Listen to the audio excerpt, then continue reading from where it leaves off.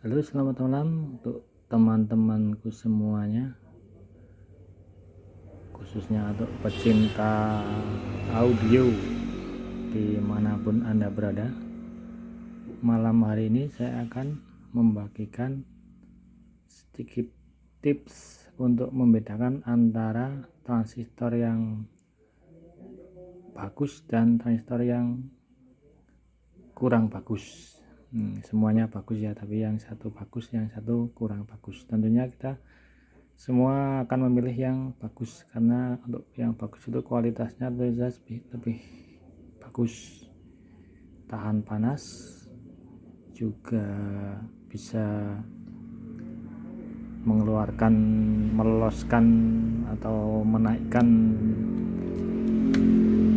tegangan yang lebih besar atau ampere yang lebih besar, sehingga bisa menghasilkan watt yang lebih besar. Karena ampere yang diloloskan besar, tegangannya juga besar, maka dari itu watt yang akan dikeluarkan pun akan lebih besar. Untuk mengetahui transistor yang asli dan tidak, bukan asli dan tidak ya, saya tidak berani untuk memvonis bahwa itu asli dan tidak. Saya cuma bisa mengatakan untuk yang bagus dan tidak itu bisa kita bedakan dari bentuk tulisan ataupun fisiknya.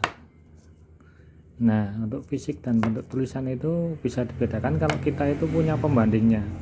Misalnya kita punya yang asli, punya yang bagus, terus ada yang lain itu yang jelek, yang beda tulisannya. Nah, yang bagus buat patokan, berarti yang beda ini yang kurang bagus atau yang justru lebih bagus ya. Nah, itu untuk menentukannya itu kita perlu tahu materialnya. Biasanya untuk yang lebih bagus itu materialnya lebih baik. Biasanya ada yang pakai magnet, yang nempel itu yang jelek, yang tidak nempel itu yang bagus. Cuman kan kita kadang ada yang tidak nempel magnet tapi kualitasnya juga kurang bagus. Nah, untuk mengetahuinya itu kita bisa lihat dari bahan apa yang digunakan.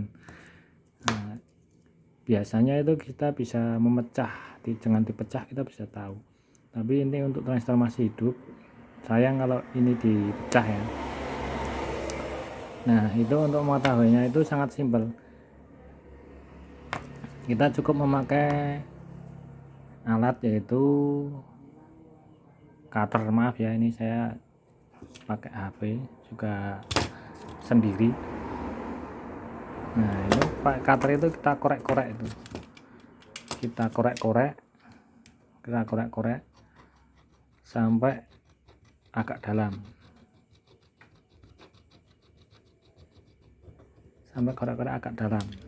Sama yang bagus juga kita korek-korek agak dalam. Nanti akan terlihat perbedaannya. Untuk yang bagus hasilnya akan seperti ini. Ini yang sudah saya korek-korek. Ini dalamnya kuning, tembaga ya, tembaga. Ini yang jelek itu tetap putih, tidak berubah warna, tembaganya tidak kelihatan. Nah, seandainya kita itu, ini kan sudah saya punya pembanding, ini yang jelas bagus, ini yang sudah jelas bagus, ini yang sudah jelek. Seandainya kita tidak punya pembanding, kita tetap bisa kita korek saja. Kita korek, nanti kita lihat tembaga atau bukan. Kalau bukan, otomatis kualitasnya ya kurang bagus. Kalau tembaga, ini umumnya rata-rata yang bagus itu saya korek itu pasti ininya kuning, tembaga. Dan itu terbukti kalau dipasang itu tidak cepat panas. Kalau yang tidak bagus itu kita bisa memasangnya lebih banyak, karena ampere yang dikeluarkan itu lebih kecil, jadi kita butuh banyak. Misal contoh saja ya, contoh ini tidak bisa diperhitungkan, ini keluarkannya bisa 15 ampere, dikasih trafo 5 ampere, ini sudah lolos. Ini harusnya 15 ampere, tapi dikasih trafo 5 ampere, itu lolosnya paling cuma setengah. Kira-kira seperti itu perbandingannya, tapi ini tidak detail soalnya saya tidak membuktikan, maksudnya tidak langsung memperhitungkan, langsung saya cek, hanya perbandingan lah. Kalau ini keluarannya berapa volt, berapa ampere, ini lebih besar yang dikeluarkan. Saya cek pakai alat ukur, memang ini bisa mengeluarkan lebih besar. Ini 1 dibanding ini 2, keluarannya lebih besar yang ini 1. Tapi untuk perhitungan detailnya saya tidak menghitung, cuman sekedar gambaran saja untuk perbandingannya. Sekian untuk sekedar tips, sedikit tips ya. Mohon maaf, ini meja kerja saya agak berantakan karena saya masih servis TV. Salam persahabatan dari saya, semoga sukses selalu untuk Anda semua. Terima kasih.